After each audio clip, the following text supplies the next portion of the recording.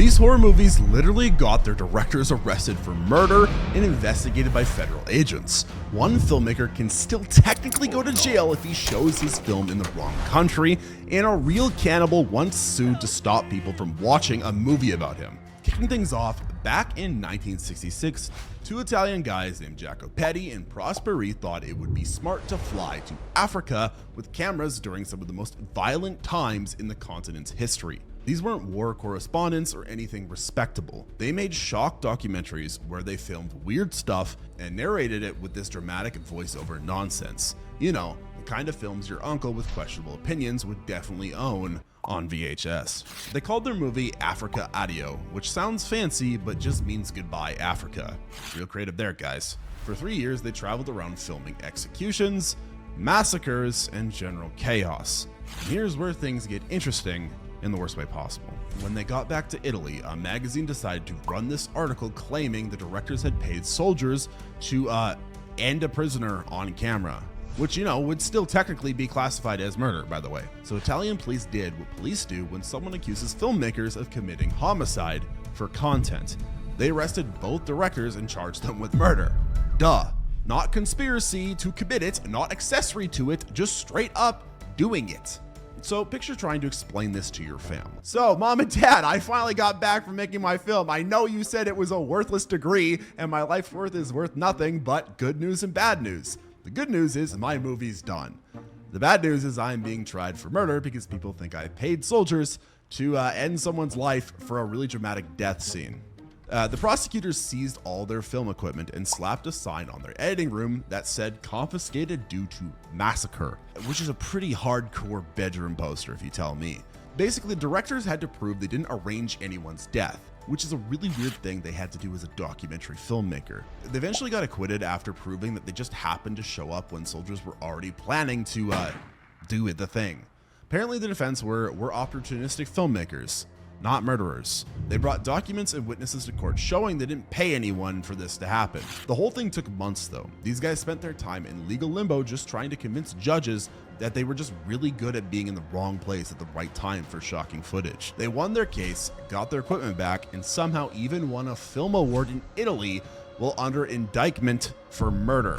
At least those directors were able to prove their innocence though, as the next filmmaker just paid his fines and moved on. This is a warning for anyone still watching. This video is gonna get really messed up soon. This section has got some gross stuff in it. You're being warned right now. So just turn back if you don't want that. You know what else makes my heart race? The epic battles you have in today's video sponsor, War Thunder. War Thunder is the ultimate free-to-play military combat simulator where massive battles rage across land, sea, and air in stunning environments around the world. From thundering tank battalions to screaming fighter jets to massive warships, War Thunder delivers pulse-pounding action with over 1,000 meticulously detailed vehicles spanning decades of military history. War Thunder features cutting-edge military tech like guided missiles, active protective systems, and thermal imaging. And you can make every vehicle your own with tons of upgrades, modifications, and sweet custom skins that make you stand out on the battlefield. The brand new Hornet Sting update just dropped with amazing new content. The graphical enhancements make every battle look even more authentic.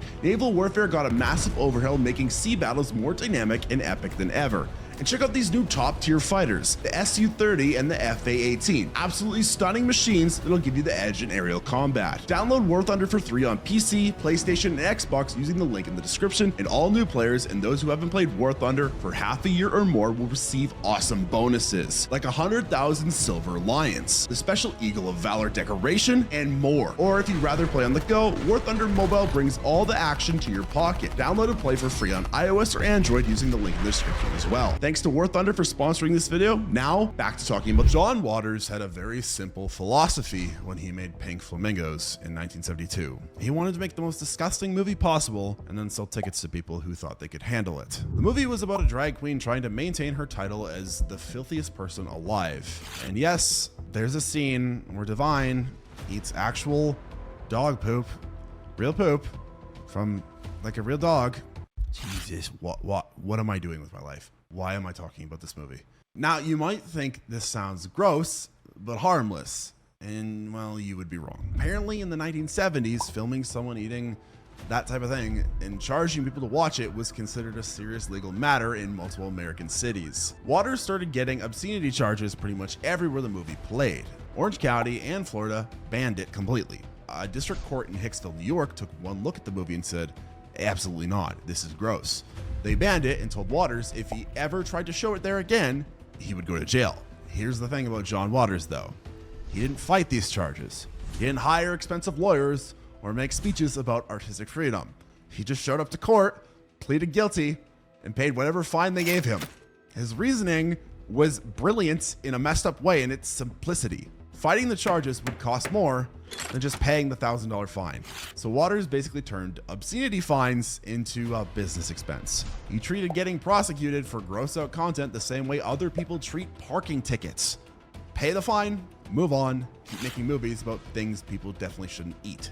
But here's where it gets really stupid. In Hicksville, Waters had to sign this consent decree saying he would never, ever show pink flamingos in that county again. And technically, that agreement is still in effect today. Waters has joked in interviews that he could still get arrested if he tried to screen the movie there today. Think about that for a second. There's a place in America where a director, a guy who's been featured in art museums and film retrospectives, could technically be arrested for showing his own movie. A movie that's now in the Criterion Collection, which is where fancy film scholars put important movies. Waters turned all this legal trouble into part of the movie's marketing. Nothing makes people want to see a movie more than being told it's so offensive that multiple governments tried to stop it. The bans and fines basically became free advertising for a movie where someone eats dog poop. The funniest part is that Waters never actually won any of these obscenity cases. Again, he just lost every single court battle and just paid up each time. Ultimately though, Waters knew exactly what he was doing.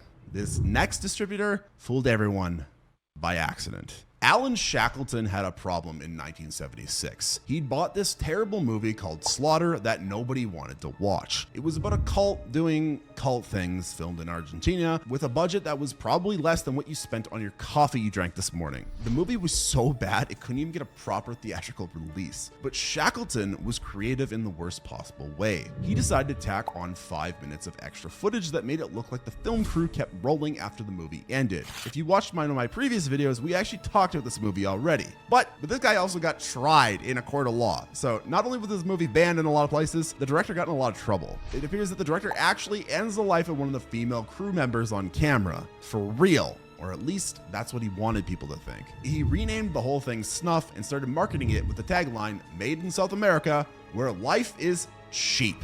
With cheap with all full caps, which is already a red flag if you're trying to convince people you didn't actually end someone for your movie. But apparently being subtle wasn't Shackleton's strong suit. The marketing campaign worked exactly as you think it would, which is to say it worked way too well. People started protesting outside theaters. Women's groups showed up with signs demanding the film be banned, and then the Manhattan district attorney saw all this commotion and thought, wait, did someone just admit to filming a murder? So the DA opened an actual murder investigation into a movie. Police detectives had to sit down and watch this thing frame by frame to determine if they were looking at evidence. Yeah, this happened. The NYPD tracked down Shackleton and also found the actress who supposedly gets ended in the movie, which must have been awkward for everyone involved. The actress probably had to explain to cops that no, she wasn't dead, and that she was just acting badly in a fake murder scene because this movie is not very good. So sucks that she didn't make a career out of it. Or maybe she did. I don't even know. I haven't looked into the actress. Who is this actress? Let me look into this actually. Snuff. I don't know. If she was, I just Googled it. I can't find her. If she was a big actress after this, her name would have came up. So that's what that has to tell you about that. District Attorney Robert Morthano, or I don't know how to say the last name, held an actual press conference to announce that the woman in the movie was alive and well. He had to officially tell the public that the supposedly real murder was just camera trickery and special effects. This is the same office that prosecutes actual criminals, and they had to hold a press event to confirm that a B movie wasn't evidence of homicide. Does this show that fake news would run rampant if Twitter was around in the 1950s? Or does this just show how incompetent legal systems are? That's for you, the viewer, to decide. I think both. The whole investigation basically proved that Shackleton's marketing stunt was so convincing that it fooled police officers.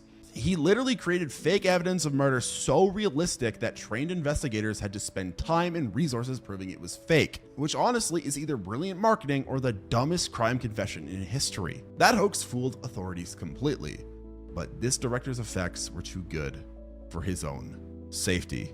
Lucio Fulci thought he was just making a weird thriller about nightmares and murder in 1971. The movie had this scene where a woman discovers a secret lab full of vivisected dogs, which if you don't know what that word means, it's like dogs that have been cut open for science experiments. The dogs are strung up, their guts are hanging out, and they're still breathing and whimpering. It looks absolutely horrifying. Jesus Christ. The more you look into horror movies, the more that you can't sleep anymore. Anyways, that was the problem. It looked too real. Italian authorities watched this scene and immediately thought, hold on, did this guy actually torture dogs for his movie? Because apparently in 1971, people weren't used to special effects that could make you feel sick to your stomach. Carlo Rambaldini, the special effects guy, had built these incredibly detailed animatronic dog puppets. They had moving parts to make them look like they were actually breathing. The fake organs came from actual slaughterhouses, so everything looked and smelled authentic. Rambaldi was basically too good at his job. Italian police didn't care about the artistic vision or technical skill. They saw what looked like animal cruelty and filed charges against Fulci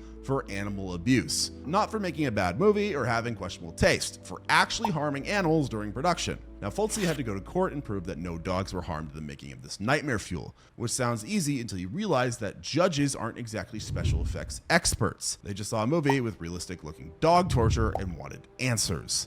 This is where Rambaldi saved the day in the most ridiculous way possible. He brought the fake dog puppets into the courtroom and gave the judges a live demonstration of how they worked. Picture this, a serious Italian courtroom where a guy is showing off rubber dog guts to prove that a movie director isn't a monster. Mama, I swear, the dogs are not real, wahoo! The judges watched Rambaldini operate these fake dogs, showing them how the breathing mechanism worked and how the fake blood pumped through the tubes. Honestly, I don't know if anything weirder has been shown in like a court of law. Probably it has, but this is the weirdest thing I've read about today. The court then decided that yes, these were obviously fake dogs, and no, Fulci wasn't running some kind of underground animal torture ring for entertainment purposes. The charges got dropped, and Rambaldi's career probably got a nice boost from proving his effects were too realistic for their own good. Fulci walked away from this whole mess with a valuable lesson. Maybe don't make your fake animal cruelty so convincing that law enforcement thinks you're an actual animal abuser. Also, don't piss off your special effects artists. You might need them one day. And maybe the police aren't very good at their job. I don't know. So Italian courts figured out those dogs were fake. But British authorities weren't so reasonable with this movie. Sam Raimi was 20 years old when he made The Evil Dead with his friends in a cabin in Tennessee. He thought he was making a fun horror movie about demons and chainsaws, but he did not think he was creating what British authorities would later call a threat to public safety that required police intervention. The movie came out in 1981 and did fine in American theaters. People watched it, got scared, went home. Nobody called the police. But when it hit home video in Britain in the early 80s, something weird happened. Suddenly, this low-budget horror movie became evidence of society's moral decline. What do I mean? Well, British police started raiding video stores and seizing copies of The Evil Dead. They treated renting this movie the same way they treated selling drugs. Store owners were getting prosecuted under obscenity laws for having a movie about college kids fighting tree demons on their shelves. The British Board of Film Censors put it on something called the Video Nasties list, which sounds like a bad punk band, but was actually the government's official list of movies that could get you arrested. Mary Whitehouse, who was basically Britain's self-appointed movie police, called The Evil Dead the #1 nasty, when in my opinion, it's not that bad. Yes, there is a couple scenes that are a little bit insane, but compared to a lot of other movies I've talked about on this channel, it's not that bad. This led to one of the most ridiculous legal situations in film history. The same movie was being tried for obscenity in about 30 or 40 different British courts at the same time. Some judges said it was illegal. Others said it was fine. Nobody could agree if a movie about a guy fighting his own possessed hand was corrupting the youth. Sam Raimi, who was probably just trying to pay his bills at that point, had to fly to London to testify in defense of his demon movie.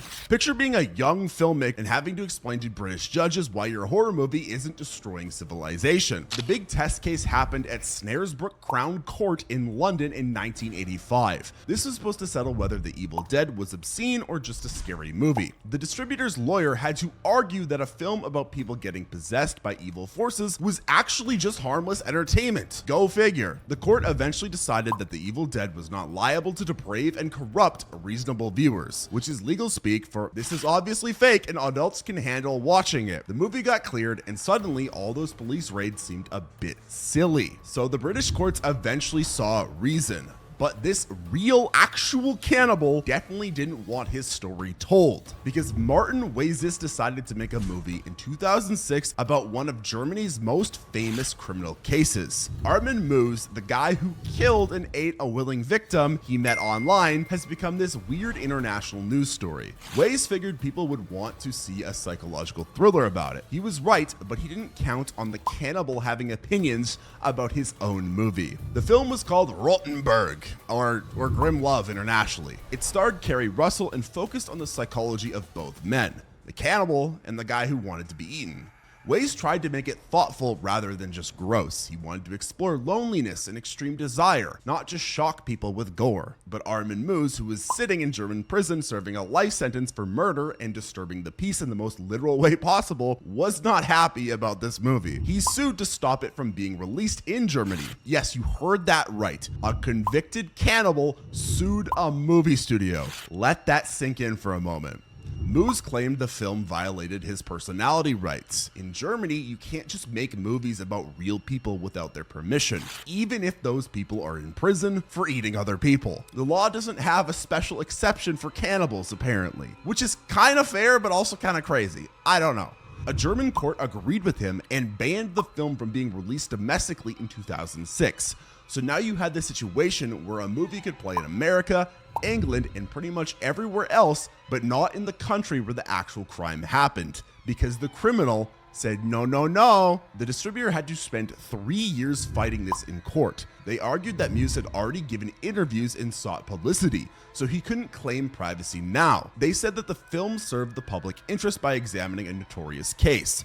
Reasonable arguments, but they were arguing against a guy who had literally eaten someone. The whole thing went to Germany's highest court. Picture the most important judges in the country having to decide whether a cannibal's feelings about his movie portrayal matter more than artistic freedom. That's probably not going to be covered in any law school. In 2009, the court finally overturned the ban. They said that since Muse had actively courted media attention before, he couldn't suddenly demand privacy about his story. The film could finally be released in Germany 3 years late. So Martin Weise learned an important lesson about true crime filmmaking. Sometimes those criminals are really particular about how their cannibalism is portrayed on screen. So at least that cannibal was already in prison, but this next director got detained at an international border. Fred Vogel made August Underground in 2001 with one simple goal: create the most realistic, fake snuff film possible. He wanted to make something so convincing that people would genuinely question whether they were watching actual murder. Mission accomplished. Unfortunately for Fred. For the record, I tried watching this movie because YouTube was selling it for like $2, and I was like, I've heard a lot about this, let's put it on. I'm not that bad with gore. I was like 5 to 10 minutes in, I was like, nope, I can't do this. I can't do it. There wasn't any story. That was like the biggest issue, honestly, and it was a little extreme. Anyways, as I just said, the movie has no plot. It's just an hour of 2 serial killers filming themselves torture and do bad things to people. Vogel shot it on a crappy handheld camera with improvised dialogue to make it look like real found footage. The special effects were disturbingly good, and the whole thing felt like evidence from a crime scene. Fast forward to 2005, Vogel decided to attend a horror convention in Toronto called the Rue Morgue Festival of Fear, which is kind of cool because I'm from the Toronto area. He packed copies of August Underground and its sequel in his luggage, planning to sell them and maybe screen them for horror fans. This turned out to be a horribly, horribly bad decision. Canadian customs officers opened his bag and found these movies. They watched them and immediately thought this American just tried to smuggle snuff films into our country, because from their perspective, Vogel had just attempted to import what looked like genuine murder footage. So they arrested him, not for making bad movies or having questionable taste, but for attempting to bring obscene materials across an international border. Vogel spent about 10 hours in Canadian custody while officials tried to figure out if they just caught someone trafficking actual murder videos. Picture trying to explain this situation to border guards. No, officer, I wasn't smuggling. I make these fake snuff films myself. Yes, they look real. That was the point. No. Nobody's actually dead. She's actually my sister. Look, I can call her if you want. Can I please just go to my horror convention now? Well, the Canadians confiscated his movies and sent them to Ottawa for further investigation. They probably had forensic experts examining this stuff to determine if it was real. Meanwhile, Vogel missed his convention and had to explain to his fans why he couldn't sell them his movies about fake murder. Eventually, the authorities figured out that nobody had actually been ended for Vogel's entertainment. They released him but kept his movies, which were now apparently Canadian government property. Justin Trudeau, what are you doing with those, bro? Huh? Kind of weird if you're watching them. I don't know about you, man. So yeah, he went home empty-handed with a story about getting arrested for his own special effects. The whole incident was kind of just an ego boost for Vogel and showing that he succeeded too well at his original goal.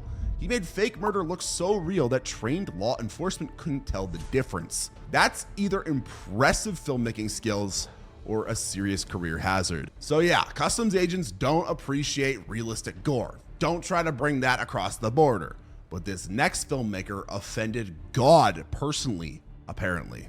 Nigel Wingrove made an 18-minute art film in 1989 that managed to become the only movie in British history banned for hurting God's feelings. Yes, not for violence, not for gore, not for anything you'd expect from a horror filmmaker, for blasphemy, which is apparently still a thing you could get in trouble with at that time. The film shows Saint Teresa of Avila, a 16th century nun, having religious visions that get very physical with Jesus Christ on the cross. There's no dialogue, just slow motion imagery of a woman getting, ooh, Jesus type shit with, yeah, him on the cross. Wingrove thought he was making high art about spiritual ecstasy, while the British Board of Film Classification thought he was making religious corn. The BBFC refused to give it any rating at all in 1989. They said the film would violate blasphemous libel laws, which sounds like something from the 1600s, but was apparently still on the books in Britain. This made Visions of Ecstasy the first and only film ever banned for blasphemy in the UK. Wingrove tried to appeal the decision, but the appeals board upheld the ban. So he took his case to the European Court of Human Rights in 1996, arguing that banning his film violated his freedom of expression, which seems reasonable until you remember that his film shows a nun making out with Jesus. Today, I don't think it's very bad. I think that's very, very tame. I've seen Jesus smoking a blunt on like a magical unicorn T-Rex thing. You could probably find a picture of that right now. Oh, yeah. So the European court sided against him. They basically said that countries have the right to protect religious feelings, even if it means banning art films about adult-themed charged religious visions. So now Wingrove's 18-minute movie was officially too offensive for all of Europe. For 23 years, this film couldn't be legally shown or sold in Britain. You could probably find worse stuff on late-night cable or Family Guy, but this particular combination of Christianity and adult themes is apparently where British society drew the line. Wingrove's career as a filmmaker pretty much ended because of this ban. The whole situation only got resolved in 2008 when Britain finally abolished its blasphemy laws. Apparently, someone in government realized that having medieval religious crimes on the books in the 21st century was a little bit embarrassing. Once blasphemy was no longer illegal, the BBFC had no reason to keep banning the film. In 2012, Wingrove resubmitted his film and finally got an 18 certificate. After 23 years, adults in Britain could legally watch his nun movie. By then, though, the content that had seemed disturbingly shocking in 1989 looked pretty tame compared to what you could find on streaming services. Yeah. So at least that filmmaker eventually won his case and kind of got justice. But these next actors got threatened with prison. Ken Russell made The Devils in 1971 and somehow managed to offend every Catholic country in the world at the same time. The movie was about witch trials in 17th century France, but Russell decided to show nuns having multiple people adult fun time parties with crucifixes and religious statues because being subtle wasn't really his thing. The film starred Oliver Reed as a priest accused of making nuns possessed, and Vanessa Redgrave as the adult thingy-majiggy repressed Mother Superior who starts the whole mess. Russell filmed scenes of a lot of nuns with no clothes writhing around in religious ecstasy that made even the 1970s audiences uncomfortable. And 1970s audiences had seen some stuff. Italy took one look at this movie and basically declared war on everyone involved in making it. They didn't just ban the film, they went nuclear. Italian authorities announced that Oliver Reed and Vanessa Redgrave could be sentenced to prison if they ever set foot in Italy because of their participation in this blasphemous content. Think about that for a second. Two British actors couldn't visit Italy because they pretended to be religious people in a movie that Italian authorities found offensive. They were essentially banned from an entire country for doing their job. They didn't write the movie. Yeah, they signed up to be a part of it, but they're just trying to get paid. Most actors don't make any money at all. If you're an actor, you're taking what you can get, most likely. Reed and Redgrave had to plan their European vacations around avoiding Italian airspace at all. And then the Vatican condemned the movie, which was probably expected, but then other countries started piling on. At least 17 local British councils banned it from their cinemas under local obscenity laws. The film couldn't get a wide release in its own country because individual cities kept saying no. Warner Brothers, who had financed this thing, probably regretted every decision that led to them backing a movie that got their actors threatened with international arrest warrants. They paid for what they thought was a historical drama and ended up with a film that made governments angry. The threats against Reed and Redgrave were never actually tested because both actors were smart enough not to book Italian vacations while there were outstanding legal threats against them. But the fact that those threats existed at all just shows how seriously Catholic authorities took this movie's offense to their religion. Russell kept defending the film as a social commentary about religious fanaticism and political corruption, which it probably was, but it was also a movie with naked nuns doing things with religious objects that would make my grandmother faint.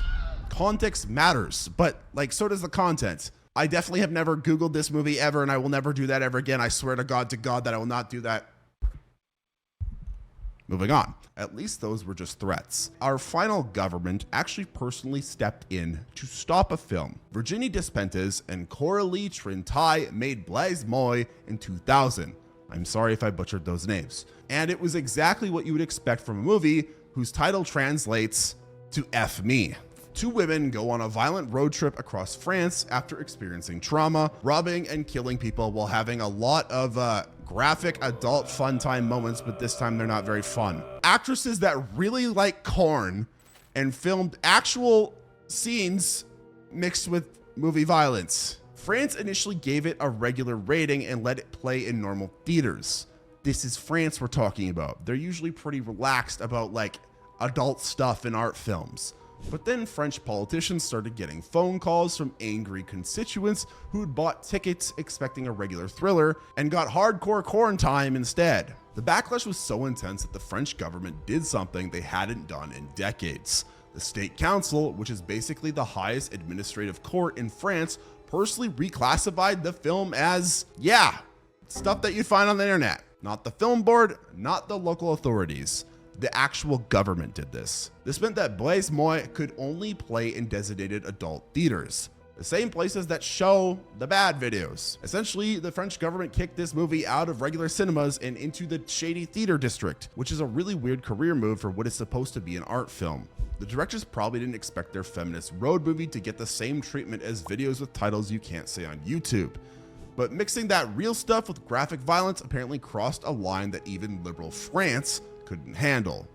The film went from art house to adult bookstore basically overnight.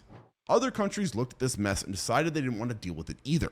Australia initially allowed it, then banned it after public complaints. Germany cut out several minutes. The UK passed it, but only after removing some of the more explicit violence during the adult scenes. Which made this whole situation extra ridiculous was that by 2000, you could find much worse content on the internet. But somehow this particular French film about women doing this type of stuff while committing crimes was where multiple governments decided to take a stand. The film eventually got released on DVD in most places, but the damage was done.